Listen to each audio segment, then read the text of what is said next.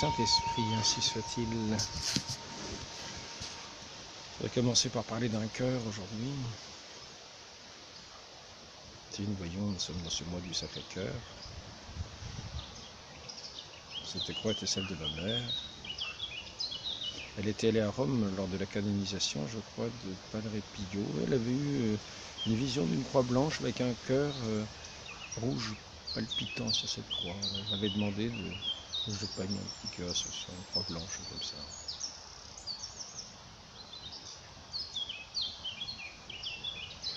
Je voudrais aujourd'hui parler,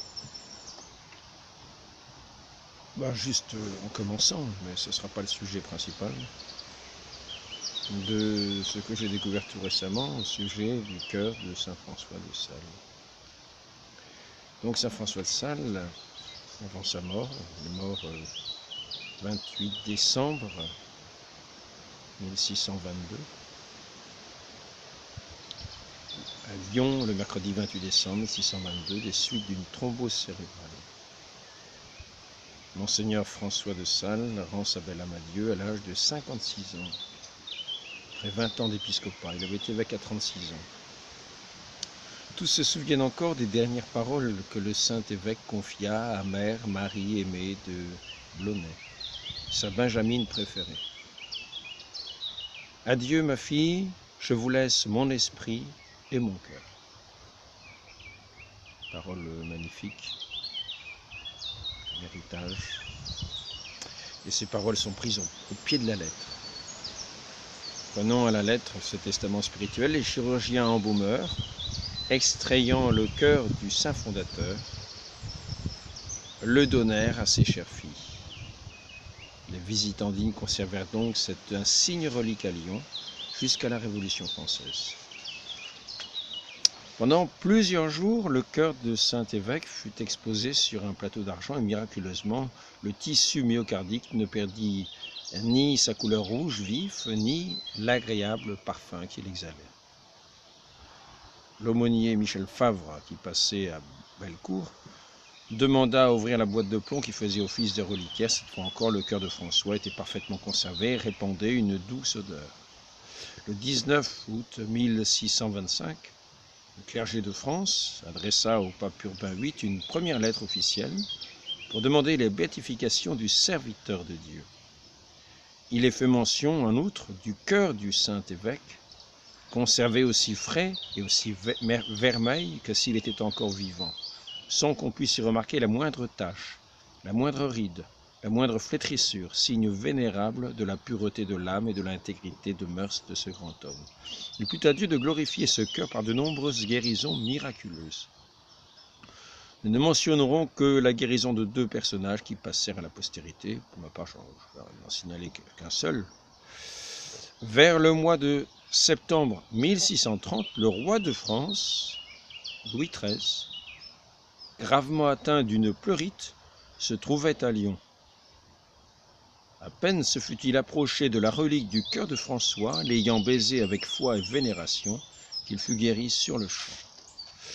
Alors donc, ensuite, on arrive en 1653, le 10 juillet, la première reconnaissance officielle de la relique par Monseigneur Postelaigne, évêque de Belley, et représentant du Saint-Siège, le cœur de François est trouvé dans l'état décrit précédemment. Le 8 juin 1658, Monseigneur Henri de Maupas, évêque du Puy et délégué du pape Alexandre VIII, visite la relique du cœur de François et sur l'ordre du pontife enferme à clé la relique dans un coffret en ébène. Cette dernière ne sera rendue à la dévotion des fidèles que le 8 janvier 1662. Jour de la béatification du cœur, le cœur fut à nouveau déposé dans un reliquaire d'argent doré, après avoir constaté qu'il était intact, avec le même parfum et la même couleur chair. Donc, la surprenante conservation de ce cœur qui a tant aimé le Christ dans ses frères fut considérée par tous comme un vrai miracle.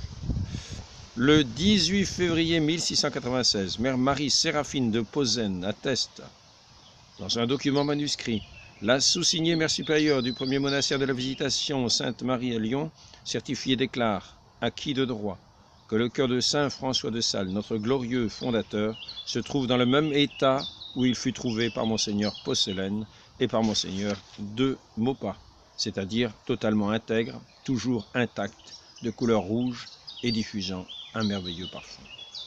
Bon, après ça, il y a les péripéties de la Révolution française, il est caché, et puis donc, les sœurs s'enfuient à Mantoue, puis ensuite ils continuent de fuir, parce que les Français avancent en Italie aussi. Malgré bien des péripéties, les sœurs emportèrent avec elles le cœur vénéré fondateur, en péril de leur vie. Elles arrivent ensuite en Bohême, puis à Vienne, avant de se fixer pour un siècle à Venise. En 1897, examen du cœur de Saint François à l'occasion de son transfert dans un nouveau reliquaire furent constater son exceptionnelle conservation et l'agréable parfum qui ne cessait de distiller. Je vais arrêter là. Ce mois du Sacré-Cœur, c'est bien de rappeler, de faire mémoire de ce cœur de François de Sales, cette histoire de ce cœur de François de Sales qu'il avait légué à ses sœurs visitandines. Je ne connaissais pas cette histoire. Bon. Et c'est tout simplement merveilleux. Je voudrais simplement, dans cet entretien, passer à un autre sujet. Souvent, quand je ne sais pas si vous vous souvenez, mais peut-être vous souvenez-vous, quand vous étiez enfant, vous avez posé des questions. Peut-être, par exemple, sur le monde. Le monde. Comment est-ce que c'est venu, ce monde? Comment est-ce que ce monde est venu? Qu'est-ce qui a fait ce monde? Papa, qu'est-ce qui a fait ce monde? Bien alors, est-ce qu'il y a une fin du monde? Est-ce qu'il va y avoir une fin du monde? Arrête de poser des questions idiotes. Bien alors, mais pourquoi est-ce qu'on est venu au monde? Ou bien alors, mais si on meurt, pourquoi est-ce qu'on est? Pourquoi est-ce qu'on est? Des tas de questions, puis à chaque fois, ça laisse ceux qui en répondent dans certains embarras. Ce serait pourtant simple de répondre. Un enfant qui pose une question, pourquoi est-ce qu'on vient au monde? Ceux qui connaissent un petit peu le catéchisme, c'est une réponse simple à donner. Pourquoi est-ce que Dieu nous donne l'existence? Pour le connaître, l'aimer, le servir en ce monde, et être un jour sauvé dans l'autre. La chose serait tellement simple à comprendre pour un enfant. On vient à ce monde, c'est Dieu qui nous met à ce monde, pour le connaître, l'aimer, le servir en toute chose. Et être un jour sauvé dans la gloire éternelle, dans l'autre monde, dans un autre monde, cette nouvelle création vers laquelle nous nous dirigeons, parce que nous aurons été comme éprouvés dans cette vie, que nous aurons mesuré notre amour par les épreuves de cette vie, notre foi, notre amour ont été comme éprouvés, comme épurés, si nous avons cet amour, si nous avons cette foi, comme il est dit, comme l'or creusé. Et cela, un enfant pourrait bien le comprendre facilement et s'appliquer à servir Dieu, à le connaître, à l'aimer, pour le servir déjà ici-bas. Effectivement, être sauvé dans l'autre. Alors quand maintenant nous avons des personnes de 70 ans qui posent les mêmes questions, tu crois qu'après cette vie, il y a encore quelque chose? Là, la question est plus grave. Là. Quand on a 5 ans ou 4 ans, quand on s'est parlé, je ne sais pas à quel âge, 3 ans, 3 ans et demi, 4 ans, 5 ans. Quand on est dans ces âges-là, on pose ces questions. Après cette vie, bien que Sainte Thérèse, à 5 ans, elle connaissait déjà beaucoup de choses du point de vue de la religion. Mais elle avait déjà l'amour de Dieu, donc ça a déjà une certaine connaissance, peut-être non seulement par la grâce divine de son baptême qui aurait fructifié, mais aussi par ses parents qui savaient lui en parler. Et quand quelqu'un de 70 ans vous pose la question, tu crois qu'après cette vie il y a quelque chose? Tu crois qu'après cette vie il y a quelque chose? Hein? La réponse n'est pas la même. Je crois que là, on peut dire après cette vie, il y a l'enfer. Enfer. Après cette vie, quand une personne de 70 ans qui a déjà vu, qui voit tout ce qu'elle a vu, surtout en France, qu'est-ce que c'est que ces calvaires, tous ces calvaires, ces églises, ces cimetières, 70 ans, on n'est pas resté dans un cocon, rien faire. On a souvent eu un minimum de catéchisme quand on a 70 ans, parce qu'à l'époque, le catéchisme était une chose encore assez courante. Donc celui qui pose la question, tu crois qu'après cette vie, il y a quelque chose? Ben, on peut le dire, après cette vie, il y a l'enfer. Il y a l'enfer. L'enfer, les flammes éternelles de l'enfer. Les flammes éternelles de l'enfer. Je crois que c'est la réponse qu'on peut lui dire et qui lui rendra le plus de service. Parce que c'est vers là qu'il se dirige. Celui qui pose cette question à l'âge de 70 ans, c'est celui qui effectivement ne croit pas. Ne croit pas en Dieu, ne croit pas au Christ. Par conséquent, quand il pose cette question, on n'a pas à lui dire « Ah, tu sais, après c'est le ciel, c'est formidable. » Non, non, non, non, non. Ah non, il faut mettre la personne directement devant ce fait qu'il y a des réalités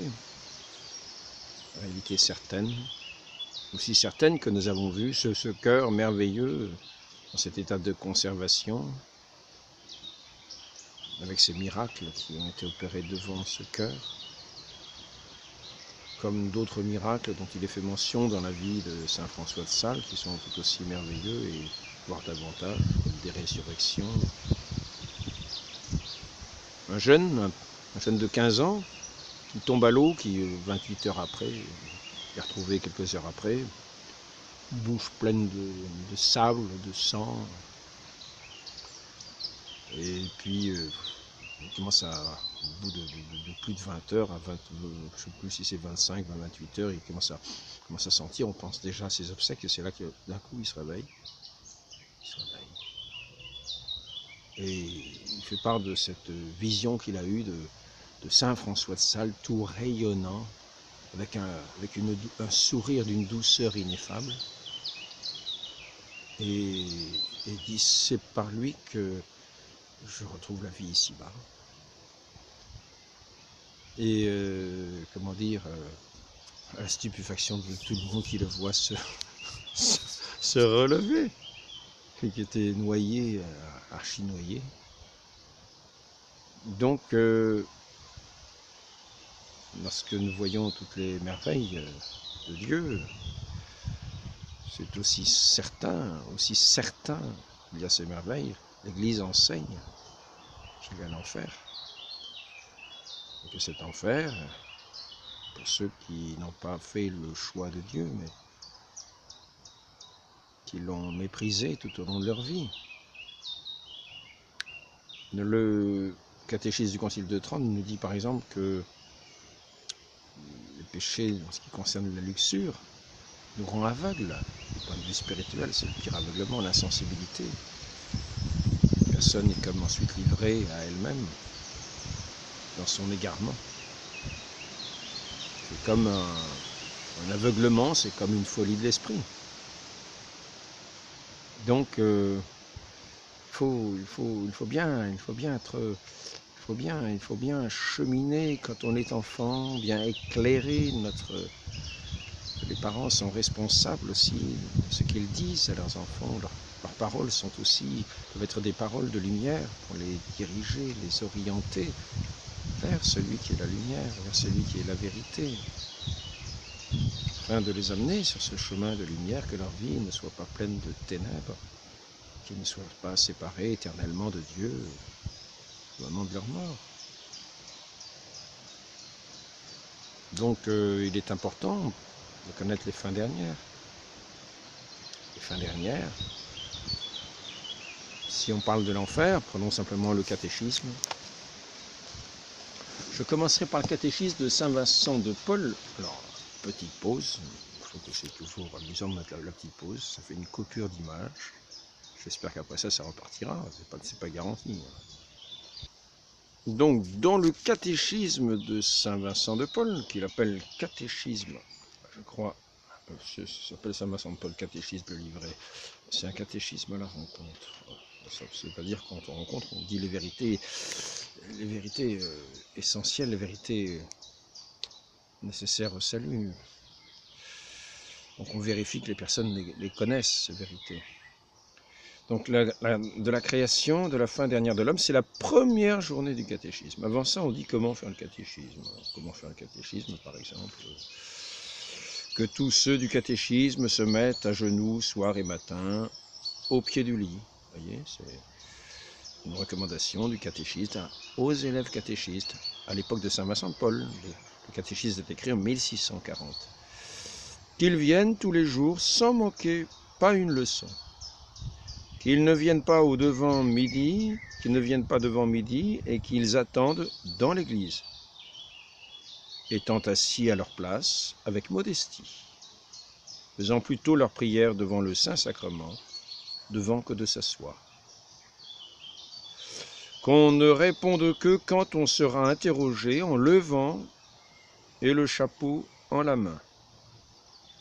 En se levant et le chapeau en la main. On ne réponde que quand on sera interrogé se levant et le chapeau en la main. C'est-à-dire qu'on enlève son chapeau, les garçons peut-être avec des chapeaux, peut-être les filles aussi, je ne sais pas. Et qu'on se décoiffe en général, on se découvre devant celui à qui on parle. C'est des règles de politesse.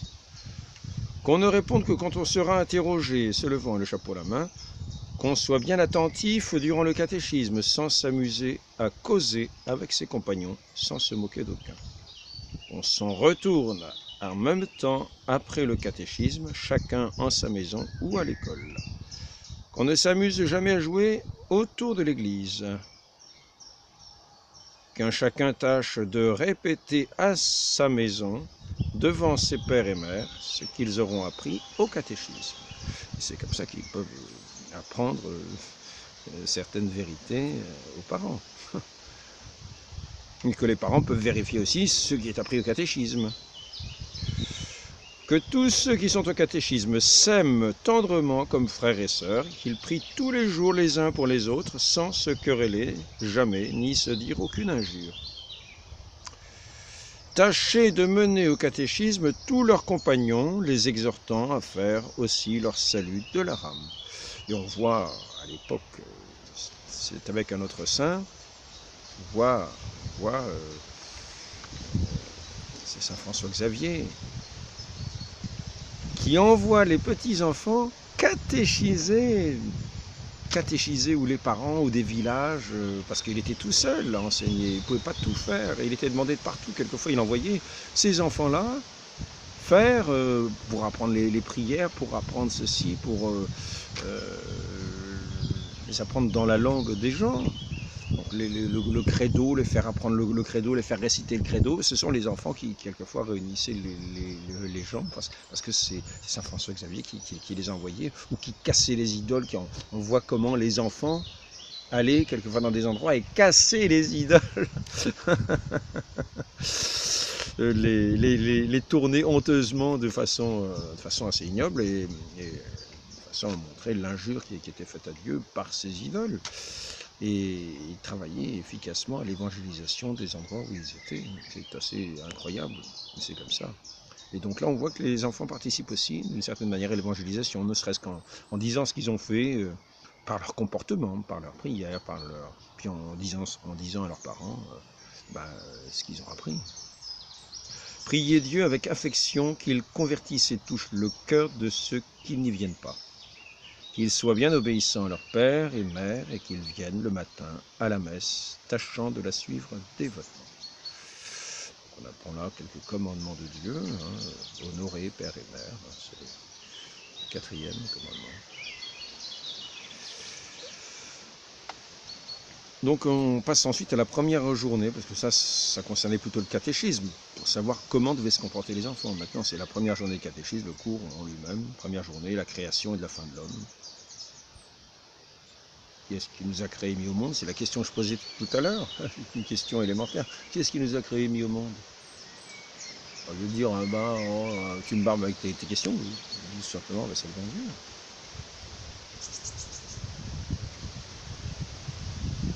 Autant que ce petit-là est miraculé et ressuscité de sa noyade, autant le bon Dieu a créé le monde.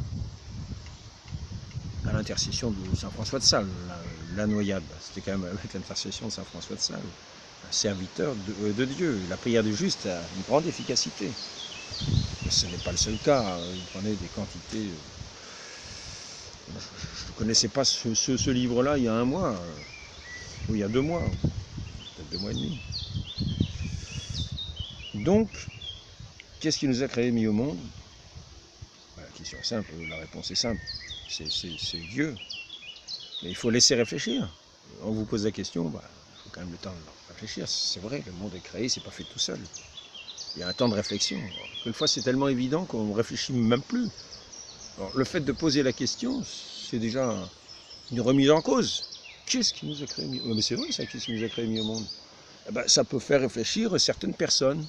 Et s'ils y réfléchissent sérieusement, ils peuvent arriver à des découvertes quand même. Parce que les choses ne se font pas à partir d'un trou noir.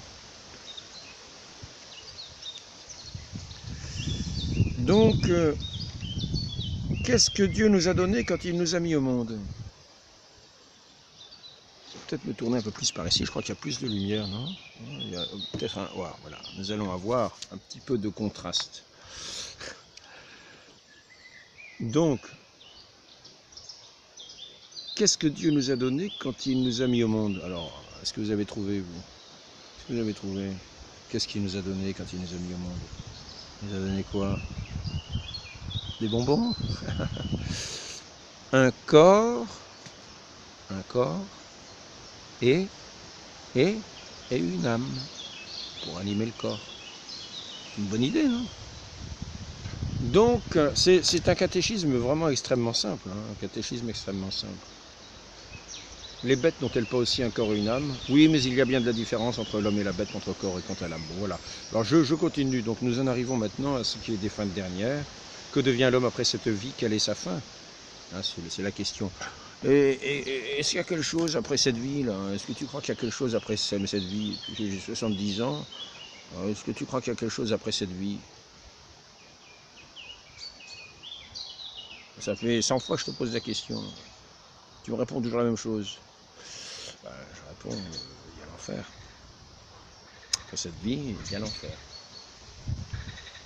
Malheureusement, il n'y a pas rien, quoi. C'est l'enfer éternel, quoi, avec les flammes, la séparation éternelle de Dieu. L'enfer. Donc, que devient l'homme après cette vie? Quelle est sa fin? Son corps est réduit en pourriture comme celui des bêtes et son âme va en paradis ou en enfer pour l'éternité. Qu'est-ce que le paradis?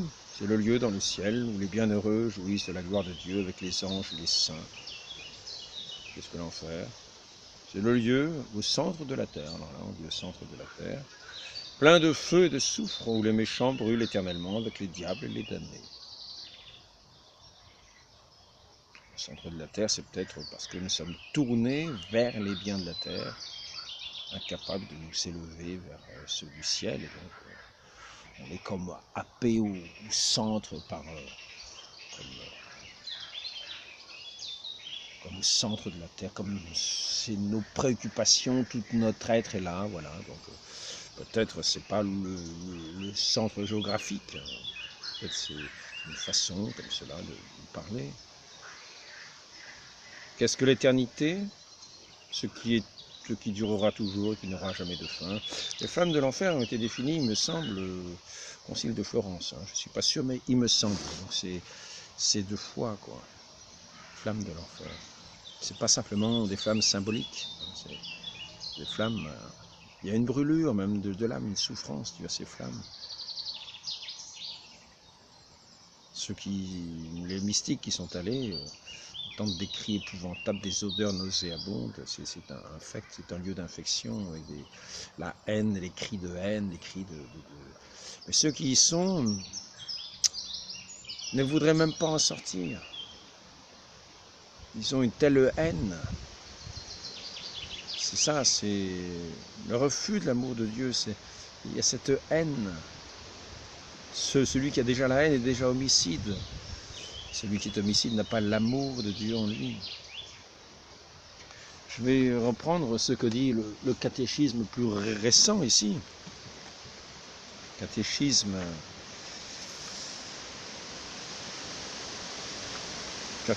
le CEC, comme on dit, catéchisme de l'Église catholique. Donc c'est dans les numéros.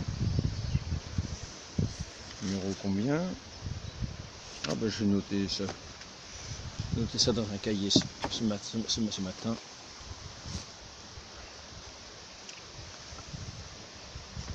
Donc, numéro 1033. Nous ne pouvons pas être unis à Dieu à moins de choisir librement de l'aimer. Mais nous ne pouvons pas aimer Dieu si nous péchons gravement contre lui. C'est une réflexion que je me faisais encore récemment. Nos péchés sont la mesure de notre amour. Plus on pêche, moins on montre d'amour de Dieu. Plus on pêche gravement, moins on montre l'ardeur de notre amour pour Dieu. Car si nous aimions Dieu ardemment, nous ne pécherions pas de cette façon-là. Et quand nous péchons de cette façon-là, c'est difficile d'en avoir. Si nous n'aimons pas vraiment Dieu, parce que nous péchons de cette façon-là, nous aurons difficilement le repentir de nos fautes, le repentir, la contrition parfaite, qui est cet amour, qui est ce regret pour l'amour de Dieu lui-même qu'on a offensé. Mais si nous n'aimons pas suffisamment Dieu au point de pécher à ce point-là, c'est difficile d'en avoir le repentir par amour. Il faut demander la grâce.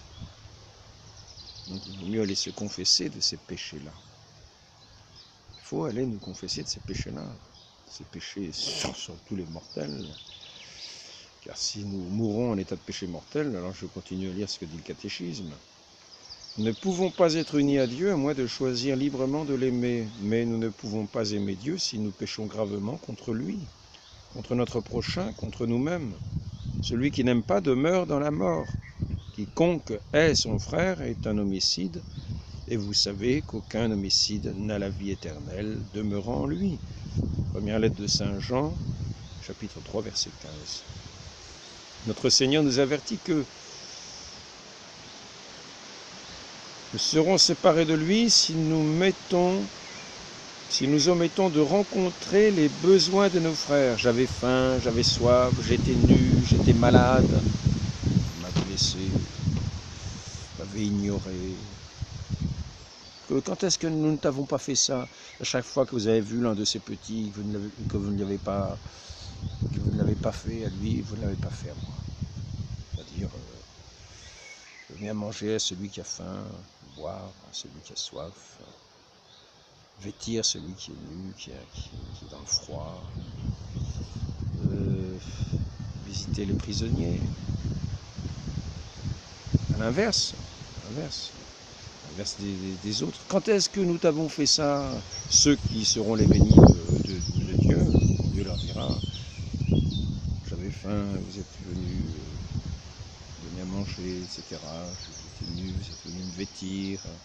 Quand est-ce que nous t'avons fait ça? Chaque fois que vous l'avez fait un de ces petits, c'est à moi que vous l'avez fait. Donc celui qui n'aime pas demeure dans la mort. Quiconque hait son frère est un homicide. Or vous savez bien que l'amour, C'est souvent l'orgueil qui nous fait mépriser le prochain au point de ne même plus le voir. L'orgueil, d'une certaine manière, lié peut-être d'une certaine manière à la haine. C'est l'amour de soi, le mépris des autres.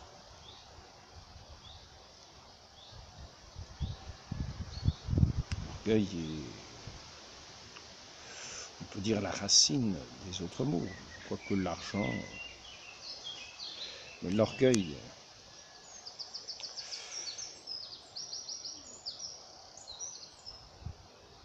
Jésus parle souvent de la géhenne du feu qui ne s'éteint pas. Par exemple en Saint Matthieu chapitre 5 verset 22, 29, chapitre 13 verset 42, etc.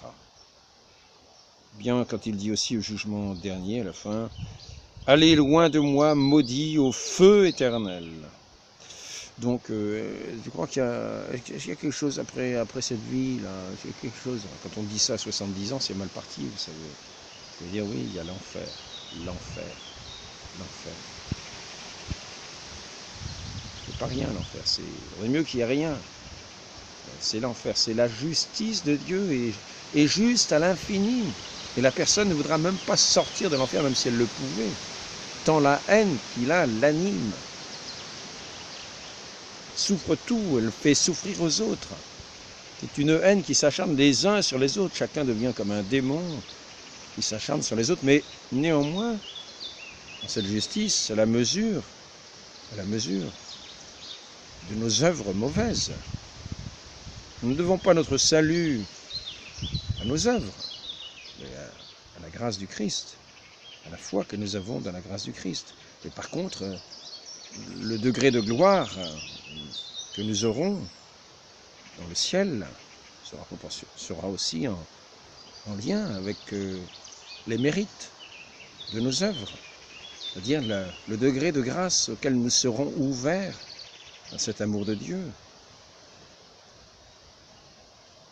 De la même manière que le mépris du prochain fait que nous ne faisons rien pour son service, ou si peu, que nous sommes dans des péchés d'omission très souvent,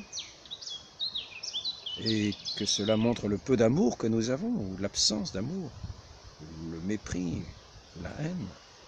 Nous pourrons faire tout simplement des crimes positifs, c'est-à-dire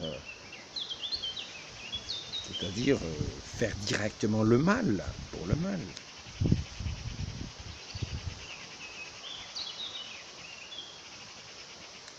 Bien alors, nous pourrons ne pas assister. Et cela, nous voyons bien, j'avais faim, vous ne m'avez pas donné à manger. Donc, il y a des degrés à la fois dans le mérite, dans la gloire et dans les peines. Toutes les peines de l'enfer ne sont pas égales. La justice de Dieu est juste. Est juste.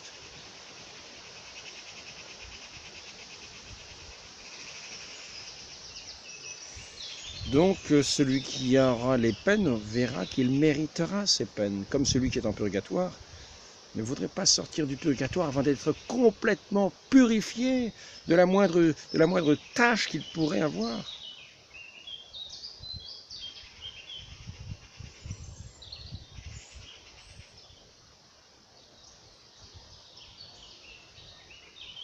Notre Seigneur nous parle de cette chose-là, de ces peines qui sont payées jusqu'au dernier centime.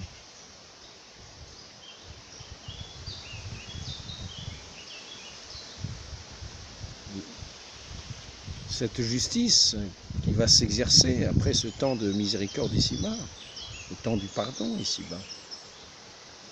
Donc profitons d'être ici-bas pour nous arranger avec le prochain, pour nous réconcilier avec le prochain.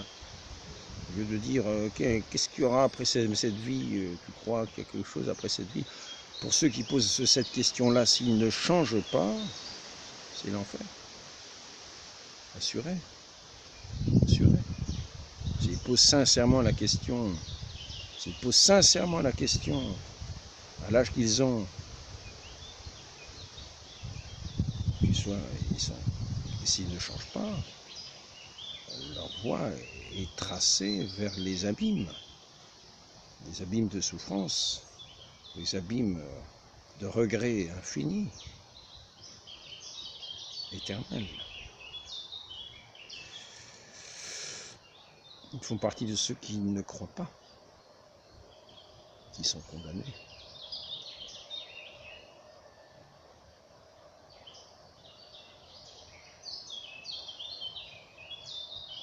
Dieu donne à tous ses grâces, ses grâces.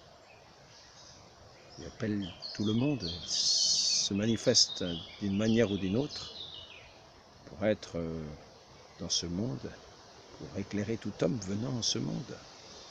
Si nous rejetons ces grâces, si nous rejetons cette lumière qui est lui-même pour nous éclairer, quand nous venons en ce monde, alors nous frayons cette route vers cet abîme sans fin.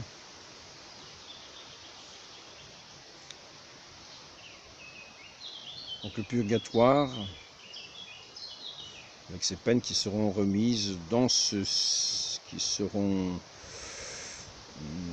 au sujet d'offense au Saint-Esprit, notre Seigneur dit que ces péchés contre le Saint-Esprit ne seront remises, ces blasphèmes contre le Saint-Esprit ne seront remis ni dans ce monde, ni dans l'autre. Nous avons entendu qu'il y a des péchés qui sont remis dans l'autre. C'est Saint Matthieu, chapitre 12, verset 31, le catéchisme de l'Église catholique qui le rappelle. Pour ceux qui meurent dans la grâce de Dieu, mais imparfaitement purifiés. Eh bien, c'est là qu'on parle de purgatoire, ce lieu de purgation.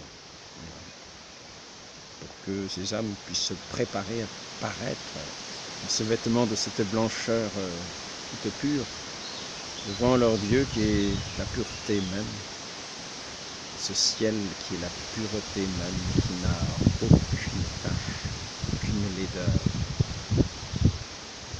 le resplendissement sans tache de la lumière de Dieu, sa louange infinie, s'élevant de degré en degré, de gloire en gloire, dans l'infini de sa gloire.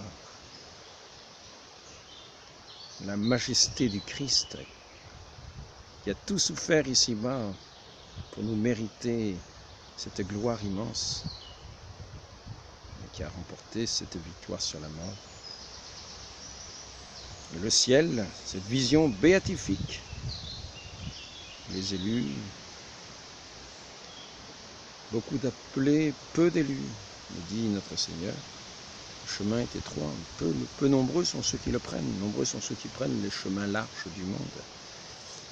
La perdition.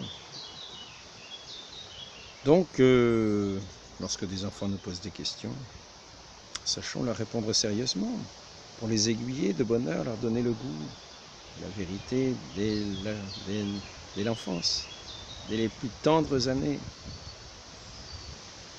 Ils aient déjà comme ce sceau de Dieu gravé dans leur âme par ces paroles qu'ils entendront, s'ils n'ont pas encore eu la grâce du baptême, qu'ils l'aient très vite, car il y a nécessité. Notre Seigneur nous le rappelle, l'Église ne connaît pas d'autre moyen de salut que le baptême. Il nous le rappelle dans son catéchisme. Le CEC, elle ne connaît pas d'autre moyen, même si elle a la conviction que... Vous voyez, l'Église ne connaît pas d'autre moyen que le baptême pour assurer l'entrée dans la béatitude éternelle. C'est le numéro du catéchisme 1257.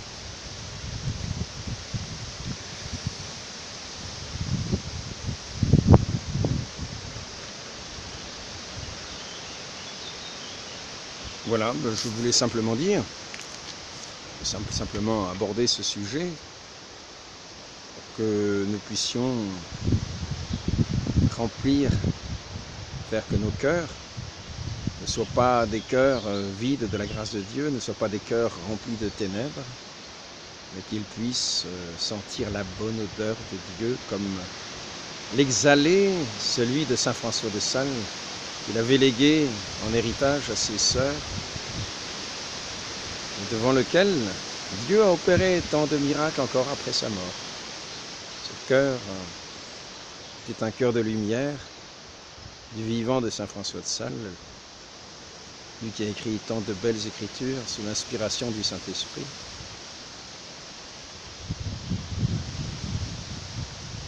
Comment ça s'appelait déjà son livre? Introduction à la vie dévote. C'est le plus connu, je crois, l'introduction à la vie dévote. Mais il peut y avoir aussi le traité de l'amour de Dieu. Et le docteur de l'Église. Il me semble qu'il est docteur de l'Église. Donc, tournons le cœur de ceux qui viennent parce que comme nous étions enfants, nous posions de telles questions. Sachons les orienter vers celui qui est la lumière, pour que dès leur jeunesse, ils en aient l'amour, le désir, tout le sens de leur vie, ils aient l'intelligence du cœur. Pas tellement d'autres intelligences. C'est celle que comprend notre Dieu, et celle qu'il désire pour le reste. Il est tout puissant dans sa providence, tout juste dans toutes ses décisions.